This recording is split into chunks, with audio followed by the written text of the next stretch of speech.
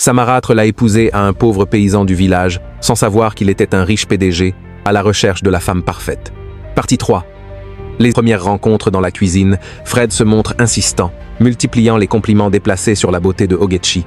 Bien que Ogechi tente de maintenir une distance professionnelle, Fred devient de plus en plus audacieux, allant jusqu'à lui proposer de devenir sa petite amie. Fred utilise sa richesse pour tenter de la séduire, lui promettant de financer ses études à Londres ou au Canada, de lui offrir des vêtements de luxe et de l'argent. Il méprise ouvertement Nelson, le qualifiant de gardien de sécurité fauché et suggérant qu'elle perd son temps avec lui. Face à ces provocations, Ogechi reste inébranlable. Elle affirme avec fierté son amour et son respect pour Nelson, déclarant qu'elle préfère une vie honnête avec l'homme qui l'a sauvée qu'une vie fausse basée sur l'intérêt. La situation s'envenime lorsque Ogechi découvre que Madame Nelson elle-même semble encourager les avances de son fils, suggérant à Ogechi que c'est une opportunité à saisir pour son avenir.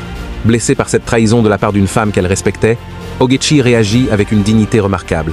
Elle refuse de se laisser acheter comme une miche de pain et informe Madame Nelson que si ce harcèlement ne cesse pas, elle et Nelson quitteront immédiatement la propriété.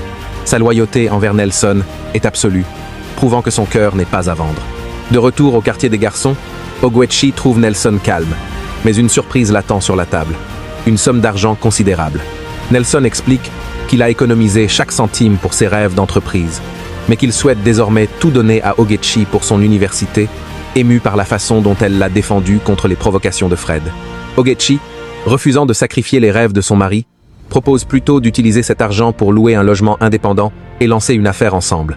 Le lendemain, Madame Nelson et Fred se présentent à leur porte, non pas pour la menacer, mais pour présenter des excuses sincères. Fred admet que son comportement était dicté par l'orgueil et qu'il reconnaît maintenant en Ogechi une femme d'une valeur exceptionnelle. C'est alors que Nelson décide de mettre fin aux faux-semblants. Il révèle à Ogechi une vérité stupéfiante. Il n'est pas un pauvre gardien de sécurité, mais un milliardaire. Nelson explique que Madame Nelson est en réalité sa mère, et Fred son frère cadet.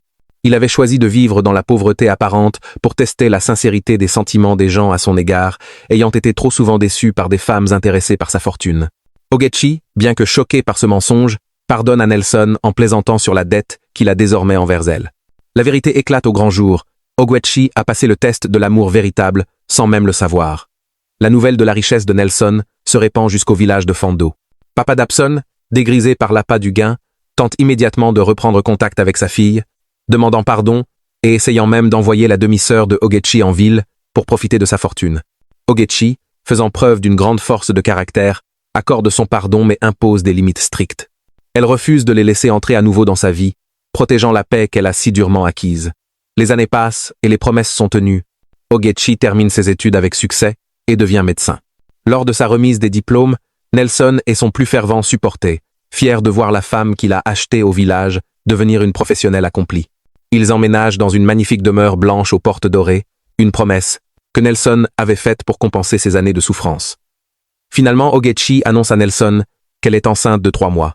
Nelson, transporté de joie, promet de chérir sa femme et leur futur enfant pour toujours. Ogechi contemple le chemin parcouru, de la jeune fille rejetée et affamée à la reine respectée et aimée qu'elle est devenue. Son parcours, qui reflète enfin la réalité de sa vie, prouvant que la résilience et l'intégrité mènent toujours à une fin victorieuse.